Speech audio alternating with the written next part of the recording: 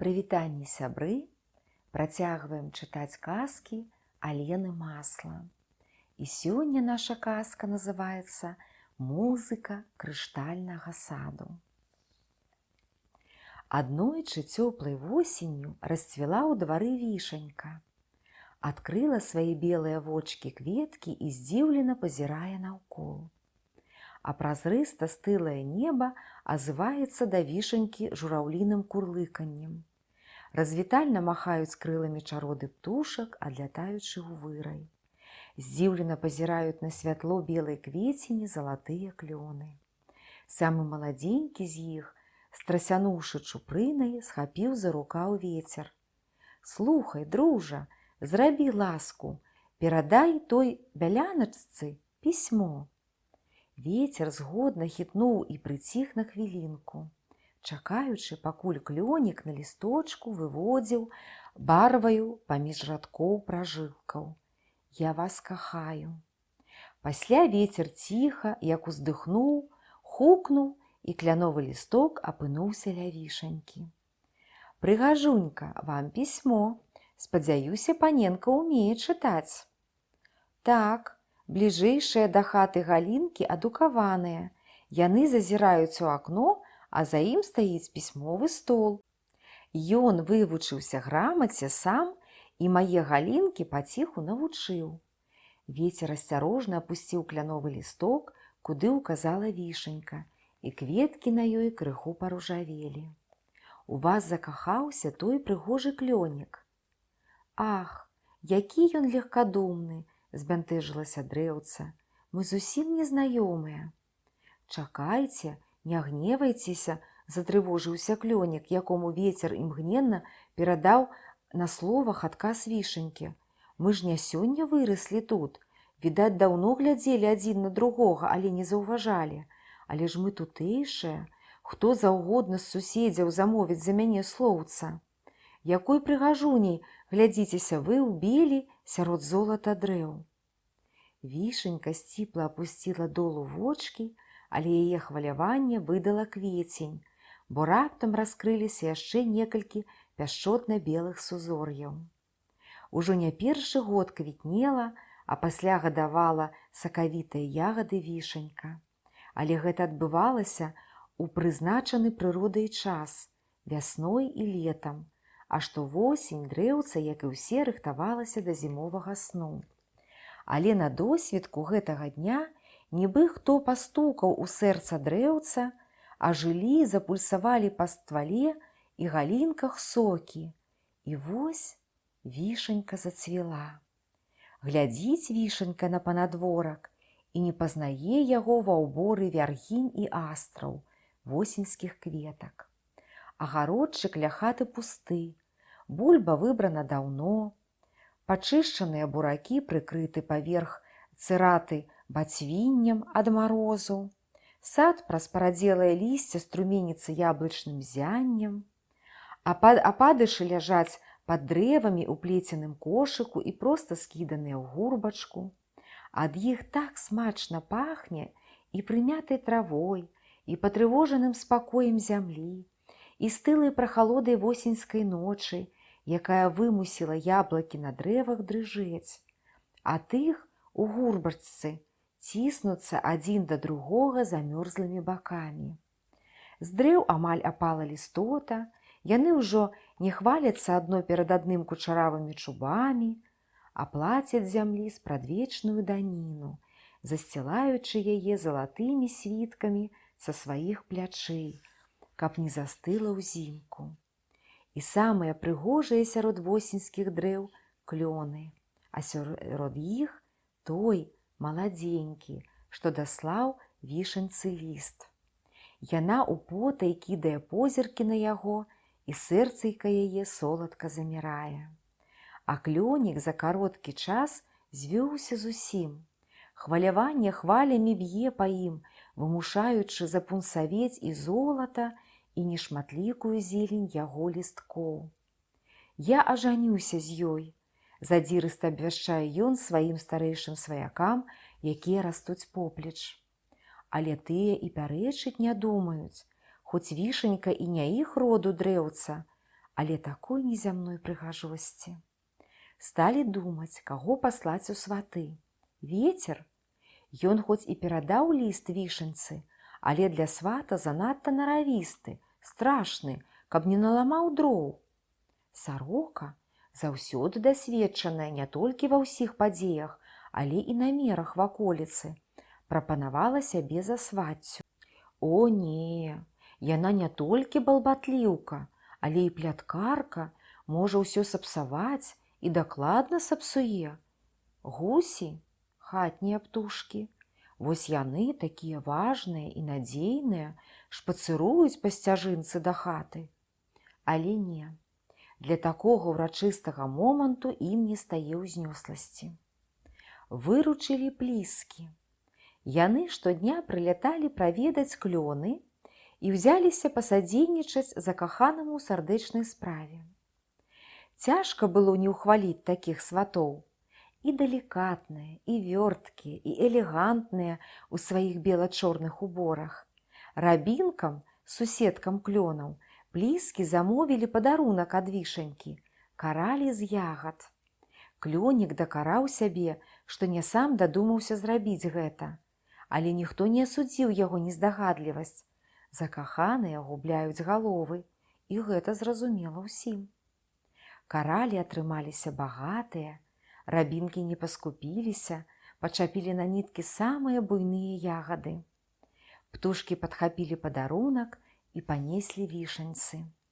Калі па яе галінках заструменіўся чырвоны ланцужок, ад захаплення перахапіла дыханне ва ўсіх, хто бачыў гэту прыгажосць. Сваты загаварылі з вішанькай здалёк, спакваля раскрываючы свае намеры. А яна, такая нязнаная ў жыцці, такая даверлівая і шчырая, ледзь дачакалася канца іх прамоў, каб кіўнуць усімі пялёсткамі. Я згодная. Хоць такі таропкі адказ і не надта спадабаўся старэйшым, але выдаў вішаньку з галавой, і ёй даравалі паспешлівасць, як клёніку нездагадлівасць. Атрымаўшы згоду, пліскі прызначылі вяселле на вечар таго ж дня. Трэба было спяшацца, пакуль не ўдарылі маразы. Восень – пара ненадзейная. Закіпела падрыхтоўка да вяселля. Тут ужо галоўным распарадчыкам і выканаўцам задуманага у адной асобе быў абраны вецер. Моцны, хуткі, да таго ж па ўсім свеце лётае, многа бачыць. Адпаведна, найлепшым чынам можа арганізаваць і свята. Перш-наперш вецер узяўся наводзіць у наваколлі прыгажосць. Схапіў за чубы ўсе запрошаныя на вяселле клёны і так страсянуў, што яны парадзелі напалову. «Пане, няўжо не можна было цішэй?» – зашапацелі дрэвы, разгублена аглядаючы дзюркі ва ўборах. «Счакалі б хоць да заўтра». Вецер сам пабачыў, што крыху перастараўся, але знайшоўся. «Вашыя прарэхі якраз па апошняй модзе. А гляньце сабе пад ногі.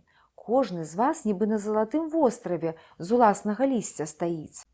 Гаварыў вецер пераканаўча, і клёны супакоіліся, а сарока, якая хоць і мела востры язычок, але крыўд доўга не помніла, ужо адпусцілася за адмову ўзяць яе за сваццю і тэлеграфам перадавала ваколіцы навіны з падрыхтоўкі вяселля. У першы выпуск і трапілі клёны са сваімі экстравагантнымі уборамі.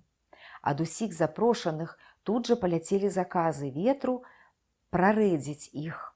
Вецер рагатаў і трос дрэвы, не прызнавацца ж, што моду прыдумаў ён, і вось толькі. Пасля вецер гукнуў павучкоў, заўсёдных спадарожнікаў бабінага лета. На тоненькіх павуцінках прыляцелі яны на месца збору. Маленькія майстры саткалі з павуціння для вішанькі лёгкі, амаль празрысты вэлюм. Вераб'ям, якія без справы таўкліся па двары, вецер загадаў узяць у дзюбы сушэйшыя травы і адпаліраваць на гронках рабіны ягады. А пад вечар, калі да вяселля заставалася зусім нямнога часу, вецер падняўся высока-высока і самруч вымыў неба, з якога пазірала на зямлю скупое на цяпло восеньскае сонейка. Яно адразу заззяла ярчэй, а ўслед за ім і прыцярушаная залатым лісцем зямля і адпаліраваныя рабінавыя гронкі. У хаце расчыніліся дзверы, і на двор выйшаў стары дзядуля. Ён доўга ўглядаўся вакол сябе, а пасля прамовіў: «Сколькі жыву, не памятаю такога прыгожага восеньскага дня». Пасля, абапіраючыся на кіёк, ён пайшоў у сад і ўбачыў вішаньку ў квецені. «Першы раз на маёй памяці цвіце восенню вішня. Ці на дабро гэта?» – запытаў ён сам у сябе. На дабро, зашамацеў голлем сад, але дзядуля не разумеў яго гаворкі. Ён задумліва аглядаў дрэўца і ўбачыў рабінавыя каралі. Падумаў, што каралі забылася тут унучка. Успомнілася, як быў маладым і цішком, каб не засмяяліся ні сябры, ні хатнія, рабіў каралі для сваёй каханай, якая на ўсё доўгае жыццё стала яму жонкай. Усе ўспаміны чуў сад, бо дзядок разважаў услых, як часта робяць гэта старыя людзі. Але доўга стаяць пад дрэўцам, успамінаючы даўнешняе, дзядулю не давялося. Вецер спяшаўся зладзіць вяселле і не хацеў бачыць старонніх святу асоб у садзе. Ён надзьмуўся і дыхнуў на старога з-пад вугла такім холадам, што той азамлеў уміг. «Праўду кажуць, што восень на шэрым кані едзе», – прамармытаў дзядуля. «Толькі было цёпла, як на табе, зімой патыхнула», – гаварыў ён, тупаючы ў хату. Пад вечар, калі сонейка адным бокам ужо акунулася ў сцюдзёнае возера па-за садам, падрыхтаванні былі завершаны і вяселле можна было пачынаць. Паколькі дрэвы моцна прывязаныя да зямлі карэннем і не могуць хадзіць, і малады і маладая падчас вяселля застаюцца там, дзе і выраслі. Вэлюмам, сплеценым павучкамі, звязваюць галінкі заручаных. Перад усімі запрошанымі яны даюць слова красаваць, буяць, расці на ўцеху ваколіцы і дарыць ёй радасць, як і належыць закаханым. Пасля вецер разрывае тонкі вэлюм, але з гэтага імгнення назаўжды лічыцца, што маладыя звязаны паміж сабой тонкімі, нябачнымі, але трывалымі ніцямі. Шануючы традыцыю, вецер дапамог сватам-пліскам накінуць вэлюм на клёнік і вішаньку і хуценька разарваў яго. Той-сёй з дрэў праслязіўся, той-сёй запляскаў ад замілавання ў ладкі, і ў каторы раз лістота залатым дажджом асыпалася на зямлю. Лісце трапіла і на важных гусакоў, што стаялі сярод гасцей-сведак пад дрэвамі. Яны спачатку не знайшліся, што і сказаць, а раптам для рэпутацыі шкодна быць па калена засыпанымі лісцем. Але адна маладзейшая гуска дзюбай узяла некалькі лісткоў, прыстроіла іх на хвосцік, атрымалася міла. Так зрабілі і астатнія гусакі, і прысутныя назвалі іх арыгіналамі. Загучала музыка, вецер цяпеў быў і дырыжорам аркестра, і музыкам. Струнамі служылі галінкі дрэў. З тоненькіх выціналіся высокія гукі, з тоўстых нізкія. Час ад часу ў гэту музыку ўпляталіся тоненькія галаскі плісак і, як адабрэнне рэпертуару, гусіная гага. Неба ўкрылася цёмна-сінім аксамітам ночы, але маладыя, клёнік і вішанька, свяціліся і ззялі нават у цемнаце. Яна, сваёй не ў пару, выпушчаная на свет квеценню, ён золатам і барвай лістоты, якую вецер не атрос, уважыўшы яго як жаніха. Яны ўрачыста і сцішана свяціліся ў цішы восеньскай ночы і нібы плылі панад зямлёй, панад гоманам гасцей, яднаючыся з горным ззяннем. Вецер граў, а дрэвы гойдаліся ў такт музыкі, нібы танцавалі. Танец іх спачатку быў павольны, але вецер захапіўся ігрой і нават забыў, што знаходзіцца на вяселлі. Ён мацнеў і мацнеў, усё гучнела яго музыка, змяняючыся са спакойнага пошуму на пагрозлівае завыванне, пакуль пакрысе не перарасла ў буру. Яна ліхаманкава пачала трэсці дрэвы, нават сукі на іх выварочвала, дашчэнту абдзірала рэшткі лістоты і вясельных убораў клёніка і вішанькі не пашкадавала. На гэты раз паслуга ветру, як паштальёна, была выпадковай. Ён падымаў з зямлі апалую лістоту і круціў яе ў паветры. Да вясны, любая, прыпаў апошнім лістком да вішанькі клёнік. Да сустрэчы, каханы, асыпалася лёгкім снегам на яго голле сарваная вішнёвая квецень. І шчаслівыя яны заснулі на ўсю зіму. Крыху забягаючы наперад, скажам, што ім сніліся сны пра вёсны і цёплыя леты, якія будуць прыходзіць да іх, закаханых, толькі для іх дваіх.